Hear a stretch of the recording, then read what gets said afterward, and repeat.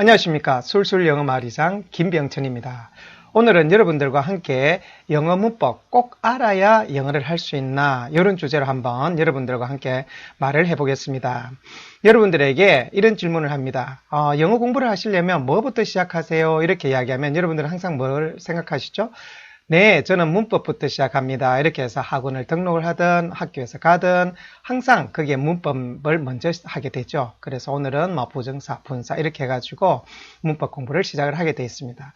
그러면 과연 이 문법을 공부하지 않고, 즉 문법을 알지 못한 상태에서도 영어를 할 수 있는지가 참 궁금하죠. 오늘 그 내용에 대해서 한번 살펴보도록 하겠습니다. 오늘 주제를 문법을 알아야만 영어 할 수 있나 이렇게 잡았습니다. 자, 무슨 내용인지 한번 보도록 하겠습니다. 먼저 조금 무거운 내용부터 시작을 하겠습니다. 문법이라는 게 뭘까요? 제가 네이버 밴드에 한번 찾아봤습니다. 요렇게 나와 있습니다. 말의 구성 및 운용상의 규칙 이렇게 되어 있습니다. 말을 구성하고 운용하는데 쓰는데 어떤 규칙으로 할 건가 이런 말입니다. 자, 예를 들어 보면서 제가 설명을 구체적으로 드릴게요. 우리가 is나 are는 언제 써야 되는지에 대해서 우리가 문법 규칙이라는 게 있어요. 예를 들면 단수일 때, 즉 명사가 단수일 때는 is를 쓰고 복수일 때는 are를 쓴다 이렇게 규정을 하고 있습니다. 이게 문법의 한 개의 문법이죠. 그런데 이게 이제 예를 들면 이렇게 쓰는 거죠. A book is 해가지고 한 권의 책이 해가지고 단수니까 is를 썼어요. 그 다음에 animals are 해가지고 애니멀이 복수니까 이렇게 R을 썼어요. 근데 문제점은 뭐냐면 여기 규칙은 이렇게 정하지만 해석을 어떻게 하라는 그런 뜻은 없습니다. 즉 문법 요소는 우리가 이렇게 하라고 하지만 해석을 할 수 있는 거는 이렇게 정해주질 않죠. 그래서 우리가 일반적으로 영어를 배울 때는 항상 문법을 먼저 설명을 하게 되어 있습니다. 학교든 학원이든 가서 그렇게 되죠. 예를 들어 봐드릴게요. I went to see a movie 이렇게 되어 있습니다. 이 문장을 하나 해가지고 우리 설명을 하는 지도 하시는 분들은 이렇게 되죠. 밑에 줄 쫙 긋고 부정사의 부사적 용법 이렇게 되어 있습니다. 부정사라는 게 동사 앞에서 to를 쓰는 거고요. 부사적 용법이라는 것은 went가 동사이기 때문에 뒤에 나오는 건 동사를 꾸미는, 동사를 보조해주는 말이기 때문에 부사라는 그런 뜻입니다. 이렇게 굉장히 어려운 말들을 쓰죠. 초등학생이든 중학생이든 이렇게 해가지고 또 성인이든 이런 말 쓰는데 이 말 자체가 되게 어렵죠. 부정사의 부사적 용법 이렇게 해가지고 쓰는데, 그래서 이제 여기까지 설명을 하고 나서 어떻게 하느냐면 해석은 거꾸로 하게 돼 있어요. 자, 해석을 해줘야 되는데 먼저 잘 보시면 이 문장을 봤을 때 해석을 먼저 하지 않죠. 해석을 하기 전에 문법을 설명하고요. 그 다음에 해석은 거꾸로 하게 되는 거예요. 나는 영화를 보러 갔다 이렇게 합니다. I went to see a movie. 나는 영화를 보러 갔다. 이렇게 되면 해석 순서가 어떻게 되냐면 movie 맨 끝에 있는 게 중간으로 오고요. 그 다음에 went to see가 보러 갔다가 뒤로 옵니다. 즉 영어 문장 순서대로 하지 않고요. 한글 해석이 이렇게 X자가 되면서 문장이 거꾸로 된다는 거죠. 이렇게 문법과 해석과는 전혀 상관이 없는 형태로 흐른다는 거죠. 자, 그러면 조금 더 긴 문장을 한번 볼까요?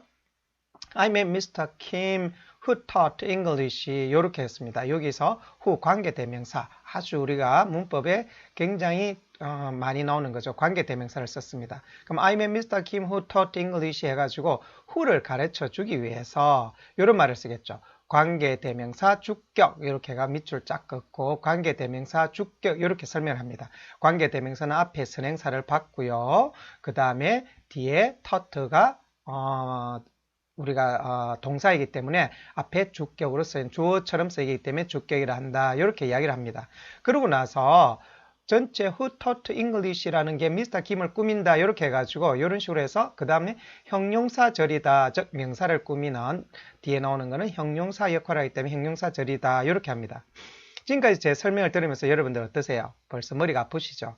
우리가 일반적으로 문법을 배울 때 이렇게 배웁니다. 그랬는데 그 다음이 더 문제가 돼요. 이렇게 설명을 하고 나서는 거꾸로 해석을 한다는 거죠. 나는 영어를 가르친 김 씨를 만났다 이렇게 보면 어떻게 되죠? 잘 보시면 잠시만요. 나는 영어를 가르친 애가 영어가 맨 뒤에 있죠. 그 다음에 가르친 애 who를 보면 여기서 가르친 이렇게 들어가죠. 김씨 할 때 니은자 하나 받침이 who에 해석이 됩니다. 그래서 이렇게 문법이 해석에 반영이 안 된다는 걸 잘 보실 수가 있습니다. 그래서 문법은 위치를 나타내지만 그 위치가 해석을 그렇게 우리가 순서대로 해주진 않는다. 이거를 잘 알 수가 있겠죠. 그렇게 되면 문법의 효용성이 뭔가 해석을 할 때 굉장히 애매하죠. 그래서 우리가 문법을 설명하면 우리가 문법을 배운 상태에서 우리 만약 문장을 보면 어떻게 되냐면 문법적인 관점에서 접근하는 거예요. 항상 문장을 보면 무슨 용법이라는 걸 하죠. 그래서 문법적 관점에서 접근을 하기 때문에 굉장히 어렵다는 거죠. I went to see a movie 이렇게 하면 여기서 영화 보러 갔다라는 그 의미보다는 to see의, 즉 to see의 저기 부사적 부정사의 부사적 용법에 먼저 꽂혀 있어가지고 거기에 이제 접근을 하게 되는 거죠. 그래서 이 문장을 볼 때 문법만 남고 논리는 없을 경우가 많아집니다. 그래서 이렇게 간단한 문장은 또 그렇지만 문장이 아까처럼 길어지고 이렇게 하면 문법 요소만 막 분석을 하다가 나중 보면 해석은 어디로 갔는지 없어져요. 그렇게 되면 해석은 또 거꾸로 하게 되고 이렇죠. 그래서 문법과 해석이 크게 상관이 없이 도움이 안 된다 이렇게 되어 있습니다. 반면 술술 영어는 문법을 공부하지 않고요. 문법을 적용하지 않고요. 바로 순서대로 별도의 문법 설명이 없이 그 단어에 맞는 한글을 찾아서 연결을 한다는 겁니다. 다시요. 별도의 문법을 요게 무슨 용법이다 이렇게 하지 않고요. 그 단어 하나에 아까 투시면 투시에 맞는 단어를 투에 맞는 단어를 찾아서 문장의 논리상에 딱 집어넣어 주는 겁니다. 자, 어떻게 되는지 한번 볼까요? 예문을 아까 했던 예문을 보겠습니다.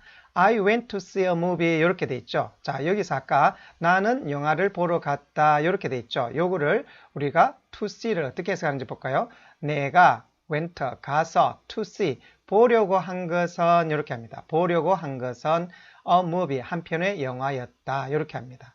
자, 여기서 주어 그대로 동사 went고요. to see 보려고 한 것은 내가 목적 형태로 해석을 해놨죠. 그래서 여기서 to가 나오면 and의 형태로 해석을 해라 라고 아이들한테 가르쳐 줍니다. 그래서 가서 그래서 see went가 있기 때문에 보려고 한 것은 이렇게 가르쳐 주면 아이들은 다른 부사적 용법이나 부정사 용법 이런 걸 몰라도 동사 뒤에 to가 나오면 아 이렇게 하는구나 라고만 알면 됩니다. 그렇게 하면 아이들이 이렇게 쓰는 거죠. 자, 그 다음에 두 번째 아까 예문이 있었죠. I met Mr. Kim who taught English 이렇게 돼 있죠. 여기서도 사람 뒤에 who가 쓰이는데 who는 요 앞에 있는 사람을 그대로 한 번 더 반복해라 이렇게만 가르쳐 줍니다. 그러면 해석을 해볼까요? I met 내가 만났던 사람은 Mr. Kim 김씨로 이분이 여기서 Mr. Kim을 한 번 더 언급해라 이렇게만 가르쳐 줍니다. 그럼 이분이 Mr. Kim이 taught 가르쳤던 것은 영어였다 이렇게 됩니다. 여기서 이 문장을 할 때 이게 관계대명사 주격이다 아니다 이런 거는 큰 의미가 없죠. 해석하는 데는 지금. 그래서 이렇게 긴 문장이 되면 될수록 술술 영어는 그 문장상에 나온 문법적 요소를 가지고 있다고 하면 그 말을 어떻게 변형을 어떻게 바꾸어서 한글로 적절하게 문장을 이어서 논리적으로 끌고 갈 것인가만 아이들한테 지도를 해주면 됩니다. 그렇게 되면 이렇게 굉장히 순서대로 잘 할 수가 있습니다. 자, 그래서 여기에 보면 이분이 아까는 한 이렇게만 되어 있는데 여기서는 who가 해석을 하게 되죠. 그래서 술술 영어에서는 각 단어당 맞는 단어를 찾아주기 때문에 뛰어넘는 게 없고요. 그 단어별로 다 해석을 해서 논리를 정하게 됩니다. 자, 술술 영어를 하면 문법 없이도 그래서 영어를 이해하게 되죠. 그래서 굉장히 쉽게 접근을 할 수 있다는 겁니다. 왜? 순서대로 주어, 조동사, 본동사 이렇게 해가지고 그런 품사 이야기도 안 하지만 순서대로 이렇게 하면 아이들이 잘 나올 수 있습니다. 그래서 이렇게 함으로써 초딩이 해리포터, 영어 동화, 해리포터, 챕터북, 고등학교 영어까지 할 수 있습니다. 단 만약에 초등학생들이 고등학교 영어를 못한다면 그건 문법을 몰라서 못하는 게 아니고요. 문법의 문제가 아니라 어려운 지식의 문제라는 겁니다. 예를 들어서 고등학교에서 가르치는 문제 중에 경제와 정치 등 굉장히 시사적인 문제가 올라왔을 경우에 우리 초등학생들이 그 내용 자체를 이해를 못하죠. 그 말을 이해를 못한다는 겁니다. 우리가 문장의 전개를 못 시키는 게 아니고 설사 한글로 썼다고 해도 그 내용을 자체를 이해를 못한다는 뜻이죠. 그래서 그 아이에게 그 수준에 맞는 내용들을 주어지고 그 다음에 안에 문법적인 요소가 아무리 많이 깔려 있다고 해도 우리 아이들은 문법을 배우지 않고도 해석을 할 수가 있는 겁니다. 이해를 할 수가 있고요. 그러면 문법은 언제 공부를 하는가 하지 말아야 된다 이런 말은 아니에요. 보면 영어 문장을 이해한 다음에 해도 된다 이런 뜻입니다. 아까 우리가 영어 지도를 할 때 대부분의 지도를 하시는 분들은 문법을 먼저 설명을 하고 해석을 하죠. 그렇게 하면 문장의 내용을 모르는 상태에서 무조건 그 문법 요소만 찾게 되는 역으로 되게 됐죠. 그래서 굉장히 해석을 하는데 굉장히 장애가 됩니다. 그래서 우리 한글도 여러분들 잘 보시면 아시겠지만 한글을 잘 이해하고 난 뒤에 문법을 설명하게 되죠. 예를 들어 드리면 우리는 해가지고 이런 말이 있으면 는 자가 조사라고 돼 있죠. 그럼 이게 조사다 이렇게 할 수 있는 거죠. 근데 우리가 한글을 먼저 할 때 이렇게 조사라는 것을 배우지 않고 바로 우리는 우리가 이런 식으로 말을 쓴다는 거죠. 즉 문법 요소는 나중에 그 문장을 잘 알고 그리고 어느 정도 나이가 되었을 때 그게 필요할 때 배우는 겁니다. 그렇게 안 해도 나머지 책들은 읽을 수가 있죠. 우리 한글도 마찬가지로 그렇게 됩니다. 자, 그러면 문법을 언제 공부시키냐면 우리 아이들이 물을 때가 있어요. 예를 들면 이렇게 합니다. 엄마, like와 likes 차이가 뭐야? 이게 이제 문법입니다. 왜 like 어떤 데는 s를 안 붙이고 어떤 데는 붙여 이렇게 할 때가 이제 문법을 설명할 때죠. 여기는 앞에 he, she, it 이런 게 나올 때 한 사람의 경우 우리가 말하는 3인칭이라는 요게 그때 인칭을 이제 이야기를 해줄 수가 있고요. 그때 s를 붙인다 이렇게 이야기를 하게 되죠. 그게 하나의 문법이라는 거죠. 그렇게 하면 아이가 잘 알아들을 수가 있을 겁니다. 또 다른 예는 우리가 하나라는 표현을 할 때 a와 on이 있죠. a와 on을 엄마 그러면 어떤 때 a를 쓰고 어떨 때는 on을 써 이렇게 묻겠죠. 이때 우리가 관사에 대해서 a와 n의 그 앞에 모음이 올 때 쓴다는 것을 가르쳐 주면 되겠습니다. 그러면 아이들이 문장을 이해한 상태에서 문법을 들어가기 때문에 그 문법에 대한 이해도가 훨씬 높고 그 아이가 알고 있는 논리에 영향을 받지 않는다는 거죠. 그렇게 생각하시면 됩니다. 자, 그러면 우리가 지금 해야 할 일은 무엇일까요? 문법 공부가 아니고 많은 양을 읽어서 지식을 넓혀야 한다는 겁니다. 술술 영어는 굉장히 많은 양을 읽히죠. 읽히는 이유가 뭐냐면 결국 언어는 지식의 싸움이기 때문에 지식을 많이 흡수해야 돼서 그 사항을 난주 영어로 이렇게 하게 됩니다. 즉, 또 밑에서 알아야 될 걸 위에서 알아야 될 걸 이런 것들을 다 알아야 굉장히 해석을 하는데 잘 할 수 있기 때문에 지식을 넓혀야 합니다. 그런 면에서 술술 영어는 한 달에 20개의 지문이 들어갑니다. 20개의 지문이 들어가면 연간은 240개의 지문이죠. 그 안에는 가장 많은 각 달에 많은 내용들이 들어가게 됩니다. 그래서 다양한 내용들을 공부함으로써 지식을 굉장히 넓게 만들죠. 이렇게 많이 읽을 수 있는 내용은 문법을 공부하면 안 됩니다. 문법을 적용하면 안 됩니다.